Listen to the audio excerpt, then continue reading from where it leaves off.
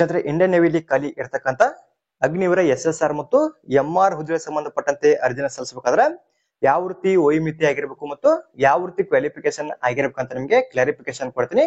ಅದೇ ರೀತಿ ಒಂದು ವಿಡಿಯೋನ ಯಾರಾದ್ರೂ ಹೊಸದಾಗಿ ನೋಡ್ತಿದ್ರೆ ಸಬ್ಸ್ಕ್ರೈಬ್ ಮಾಡ್ಕೊಳ್ಳಿ. ಅಂದ್ರೆ ಇವತ್ತಿನ ಈ ಒಂದು ವಿಡಿಯೋದಲ್ಲಿ ಕ್ವಾಲಿಫಿಕೇಶನ್ ಬಗ್ಗೆ ಕ್ಲಾರಿಫಿಕೇಶನ್ ತಗೋಣ. ಅಂದ್ರೆ 10ನೇ ತರಗತಿ ಮತ್ತೆ PUC ಪಾಸ್ ಆಗಿರತಕ್ಕಂತ ಅಭ್ಯರ್ಥಿಗಳಲ್ಲಿ ಅರ್ಜಿನ ಸಲ್ಲಿಸಬಹುದು.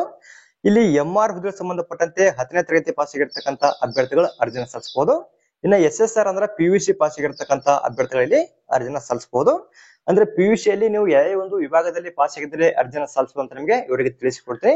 ಮತ್ತೆ ಅದರ ಜೊತೆಗೆ ಇಲ್ಲಿ ವಯೋಮಿತಿ ಅಂದ್ರೆ ಬರ್ನ್ ಬಿಟ್ವೀನ್ ಬಗ್ಗೆ ನಿಮಗೆ ಇವರಿಗೆ ತಿಳಿಸಿಕೊಡ್ತೀನಿ. ಎಷ್ಟರಿಂದ ಎಷ್ಟರ ಒಳಗಡೆ ಜನಿಸಿರ್ತಕ್ಕಂತ ಅಭ್ಯರ್ಥಿಗಳಲ್ಲಿ ಅರ್ಜಿನ ಸಲ್ಲಿಸಬಹುದು ಅಂತ ನಿಮಗೆ ಇವರಿಗೆ ತಿಳಿಸಿಕೊಡ್ತೀನಿ. ಇದಕ್ಕೂ ಮುಂಚೆ ನಾನು ಸಪರೇಟ್ ಆಗಿ ಈ ಒಂದು ಹುದ್ದೆಗೆ ಸಂಬಂಧಪಟ್ಟಂತೆ ಸಪರೇಟ್ ಆಗಿ ನೋಟಿಫಿಕೇಶನ್ ಬಗ್ಗೆ ಕೂಡ ವಿಡಿಯೋ ಮಾಡಿದ್ದೇನೆ. ಆ ಒಂದು ವಿಡಿಯೋಗಳನ್ನು ಕೂಡ ನೋಡಿಲ್ಲ ಆ ಒಂದು ವಿಡಿಯೋದಲ್ಲಿ ಆ ಒಂದು ಹುದ್ದೆಗೆ ಸಂಬಂಧಪಟ್ಟಂತೆ ಸಂಪೂರ್ಣವಾದ ಮಾಹಿತಿಯನ್ನು ಕೂಡ ಇವರಿಗೆ ತಿಳಿಸಿಕೊಡ್ತೀನಿ. ಅಂದ್ರೆ SSR ಹುದ್ದೆಗೆ ಸಂಬಂಧಪಟ್ಟಂತೆ ಅರ್ಜಿನ ಸಲ್ಲಿಸೋದಕ್ಕೆ ಯಾವ ರೀತಿ ಕ್ವಾಲಿಫಿಕೇಶನ್ ಆಗಿರಬೇಕು, ವಯೋಮಿತಿ, ಸೆಲೆಕ್ಷನ್ ಪ್ರೊಸೆಸ್ ಮತ್ತು ಇನ್ನಿತರ ಮಾಹಿತಿ ಬಗ್ಗೆ ಆ ಒಂದು ವಿಡಿಯೋದಲ್ಲಿ ಇವರಿಗೆ ತಿಳಿಸಿಕೊಡ್ತೀನಿ.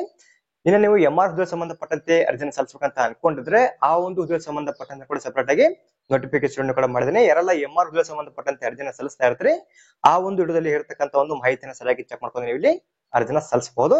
ಇವಾಗ ಡೈರೆಕ್ಟ್ ಆಗಿ ಕ್ವಾಲಿಫಿಕೇಶನ್ ಮತ್ತು ಒಂದು ವಯೋಮಿತಿ ಬಗ್ಗೆ ನಿಮಗೆ ಇವರಿಗೆ ತಿಳಿಸಿಕೊಡ್ತೀನಿ.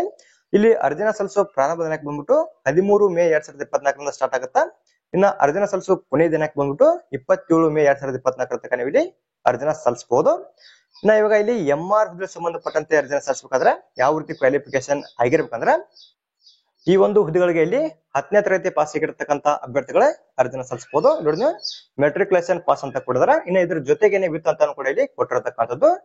ಇಲ್ಲಿ 10ನೇ ತರಗತಿ ಪಾಸ್ ಆಗಿ 10ನೇ ತರಗತಿಯಲ್ಲಿ ಯಾರೆಲ್ಲ ಕನಿಷ್ಠವಾಗಿ ನೀವು ಇಲ್ಲಿ 50% ಅನ್ನ ತಗೊಂಡು ಪಾಸ್ ಆಗಿರ್ತೀರಿ ನೀವು ಮಾತ್ರ ಇಲ್ಲಿ ಅರ್ಜಿನ ಸಲ್ಲಿಸಬಹುದು ಅಂತ ಅವರು ಕೊಟ್ಟಿರತಕ್ಕಂಥದ್ದು. ಈ ಒಂದು ಕ್ವಾಲಿಫಿಕೇಶನ್ ಯಾರ್ದೆಲ್ಲ ಆಗಿರುತ್ತಾ ನೀವು ಇಲ್ಲಿ MR ಹುದ್ದೆಗೆ ಸಂಬಂಧಪಟ್ಟಂತೆ ಅರ್ಜಿನ ಸಲ್ಲಿಸಬಹುದು. ಅದು ಕೂಡ ಅನ್ಮ್ಯಾರಿಡ್ ಮೇಲ್ ಮತ್ತೆ ಅನ್ಮ್ಯಾರಿಡ್ ಫಿಮೇಲ್ ಕ್ಯಾಂಡಿಡೇಟ್ಸ್ ಗಳು ಮಾತ್ರ ಇಲ್ಲಿ ಅರ್ಜಿನ ಸಲ್ಲಿಸಬೇಕಾಗತ್ತಾ. ಇನ್ನ ಬರ್ನ್ ಬಿಟ್ವೀನ್ ಬಗ್ಗೆ ನೋಡ್ತಾ ಹೋಗೋಣ. ಅಂದ್ರೆ ವಯೋಮಿತಿ ಎಷ್ಟರಿಂದ ಎಷ್ಟು ಒಳಗಡೆ ಇರ್ತಕ್ಕಂತ ಅಭ್ಯರ್ಥಿಗಳಲ್ಲಿ ಅರ್ಜಿನ ಸಲ್ಲಿಸಬಹುದು ಅಂದ್ರೆ ನೋಡಿ ನೀವು ಕರೆಕ್ಟ್ ಆಗಿ ಚೆಕ್ ಮಾಡ್ಕೋಬೇಕು. 1 ನವೆಂಬರ್ 2003 ರಿಂದ 30 ಏಪ್ರಿಲ್ 2007 ಒಳಗಡೆ ಜನಿಸಿರ್ತಕ್ಕಂತ ಅಭ್ಯರ್ಥಿಗಳು ಮಾತ್ರ ಇಲ್ಲಿ ಅರ್ಜಿನ ಸಲ್ಲಿಸಬಹುದು. ಅಂದ್ರೆ ಯಾರೆಲ್ಲ ಇಲ್ಲಿ ಕೊಟ್ಟಿರ್ತಕ್ಕಂತ ಒಂದು ಬರ್ನ್ ಬಿಟ್ವೀನ್ ಒಳಗೆ ಜನಿಸಿರ್ತೀರಿ ನೀವು ಮಾತ್ರ ಇಲ್ಲಿ ಅಪ್ಲೈ ಮಾಡಬಹುದು. ಇದು SSR ಮತ್ತೆ MR ಹುದ್ದೆಗೆ ಸಂಬಂಧಪಟ್ಟಂತೆ ಸೇಮ್ ಒಂದು ವಯೋಮಿತಿ ಬೇಕಾಗತ್ತಾ. ಯಾರೆಲ್ಲ ಅರ್ಜಿನ ಸಲ್ಲಿಸ್ತಾ ಇರ್ತೀರಿ ಇಲ್ಲಿ ಕೊಟ್ಟಿರ್ತಕ್ಕಂತ ಒಂದು ಬರ್ನ್ ಬಿಟ್ವೀನ್ ಬಗ್ಗೆ ಸರಿಯಾಗಿ ಚೆಕ್ ಮಾಡ್ಕೊಂಡು ನೀವು ಇಲ್ಲಿ ಅಪ್ಲೈ ಮಾಡಬೇಕಾಗತ್ತಾ. ಅಂದ್ರೆ ನೀವು ಇಲ್ಲಿ 2003ರಲ್ಲಿ ಅಂದ್ರೆ ಜನವರಿಯಿಂದ ಹಿಡಿದು ಅಕ್ಟೋಬರ್ ಒಳಗಡೆ ಯಾರೆಲ್ಲ ಜನಿಸಿರ್ತೀರಿ ನೀವು ಇಲ್ಲಿ ಅರ್ಜಿನ ಸಲ್ಲಿಸುವಂತಿಲ್ಲ. ಅಂದ್ರೆ ನಿಮ್ಗೆ ಅರ್ಜಿನ ಸಲ್ಲಿಸೋದಕ್ಕೆ ಇಲ್ಲಿ ಅವಕಾಶವಿರುವುದಿಲ್ಲ.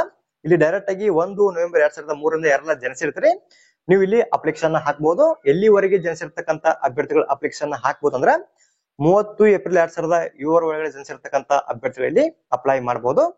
ಇನ್ನು ಯಾರೆಲ್ಲ ಇಲ್ಲಿ ಒಂದು 2007ರಲ್ಲಿ ಮೇ ತಿಂಗಳಿಂದ ಹಿಡಿದು ಡಿಸೆಂಬರ್ ತಿಂಗಳ ಒಳಗಡೆ ಜನಿಸಿರ್ತೀರಿ ನೀವು ಕೂಡ ಇಲ್ಲಿ ಅರ್ಜಿನ ಸಲ್ಲಿಸೋದಕ್ಕೆ ಬರೋದಿಲ್ಲ. ಯಾಕಂದ್ರೆ ಇಲ್ಲಿ ಆ ಒಂದು ಮಂತ್ ಆಗಿರ್ಬೋದು ಡೇಟ್ ಕೂಡ ಇಲ್ಲಿ ಅವರು ಕೊಟ್ಟಿಲ್ಲ. ಇಲ್ಲಿ ಒಂದು ಡೇಟ್ ಕೊಟ್ಟಿರ್ತಾರೆ ಈ ಒಂದು ಡೇಟ್ ನ ಒಳಗಡೆ ಇರ್ತಕ್ಕಂತ ಅಭ್ಯರ್ಥಿ ಮಾತ್ರ ಇಲ್ಲಿ ಅರ್ಜಿನ ಸಲ್ಲಿಸಬಹುದು.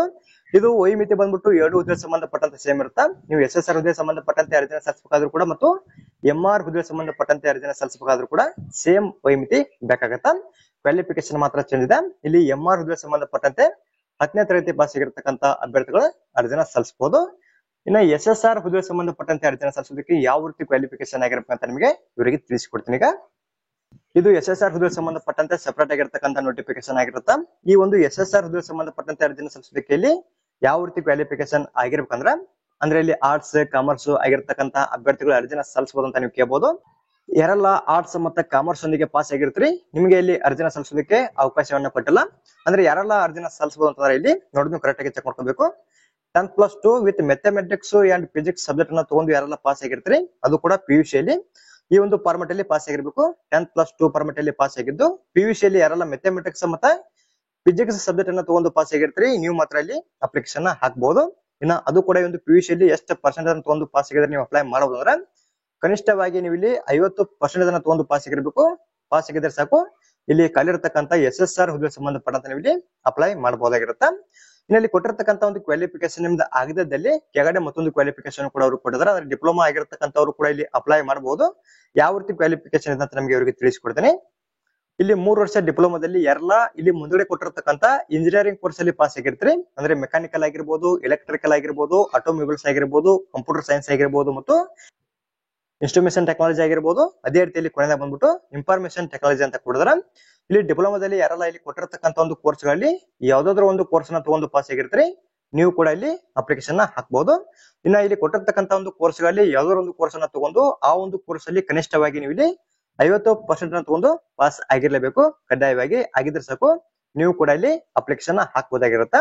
ಇನ್ನ ನಿಮ್ದು ಡಿಪ್ಲೊಮಾನು ಕೂಡ ಆಗಿದೆ, ಅದಲ್ಲಿ ಕೆಳಗಡೆ ಮತ್ತೊಂದು ಕ್ವಾಲಿಫಿಕೇಶನ್ ಕೂಡ ಅವರು ಕೊಟ್ಟಿದಾರ. ನಿಮ್ದು ಇಲ್ಲಿ ಯಾರೆಲ್ಲ ನೀವು 2 ವರ್ಷ ವೆಕೇಶನಲ್ ಕೋರ್ಸ್ ಜೊತೆಗೆ ನೀವು ಇಲ್ಲಿ ನಾನ್ ವೆಕೇಶನಲ್ ಸಬ್ಜೆಕ್ಟ್ ಅನ್ನು ತಗೊಂಡು, ಅಂದ್ರೆ ಫಿಸಿಕ್ಸ್ ಮತ್ತೆ ಮ್ಯಾಥಮೆಟಿಕ್ಸ್ ಸಬ್ಜೆಕ್ಟ್ ಅನ್ನು ತಗೊಂಡು ಯಾರೆಲ್ಲ ಈ ಒಂದು ಕೋರ್ಸ್ ಅನ್ನ ಕಂಪ್ಲೀಟ್ ಮಾಡಿರ್ತೀರಿ, ನೀವು ಕೂಡ ಇಲ್ಲಿ ಅಪ್ಲೈ ಮಾಡಬಹುದು. ಈ ಒಂದು ಕೋರ್ಸ್ ಅಲ್ಲಿ ಕನಿಷ್ಠವಾಗಿ ನೀವು ಇಲ್ಲಿ 50% ಅನ್ನು ತಗೊಂಡು ಪಾಸ್ ಆಗಿರ್ಲೇಬೇಕು. ಇಲ್ಲಿ ಯಾವುದೇ ಒಂದು ಹುದ್ದೆಗೆ ಸಂಬಂಧಪಟ್ಟಂತೆ ನೀವು ಅಪ್ಲಿಕೇಶನ್ ಹಾಕ್ಬೇಕಾದ್ರೂ ಕೂಡ ಒಂದು ಕ್ವಾಲಿಫಿಕೇಶನ್ ಅಲ್ಲಿ ಕನಿಷ್ಠವಾಗಿ 50% ಅನ್ನ ತಗೊಂಡು ಪಾಸ್ ಆಗಿರ್ಲೇಬೇಕಾಗತ್ತಾ.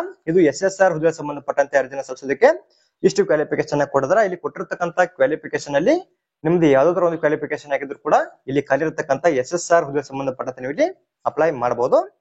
ಇನ್ನ ಇವಾಗ ಡೈರೆಕ್ಟ್ ಆಗಿ ವೈ ಮಿತಿ ಬಗ್ಗೆ ನೋಡ್ತಾ ಹೋಗೋಣ. ಇದಕ್ಕೂ ಮುಂಚೆ ನಿಮ್ಗೆ ಹೇಳಿದೀನಿ, ಅದೇ ಒಂದು ವೈ ಮಿತಿನೂ ಕೂಡ ಇಲ್ಲಿ ಬೇಕಾಗತ್ತ. ಇಲ್ಲಿ ನೋಡಿ, 1 ನವೆಂಬರ್ 2003 ರಿಂದ 30 ಏಪ್ರಿಲ್ 2007 ಒಳಗಡೆ ಜನಿಸಿರ್ತಕ್ಕಂಥ ಅಭ್ಯರ್ಥಿಗಳಲ್ಲಿ ಅರ್ಜಿನ ಸಲ್ಲಿಸಬಹುದು.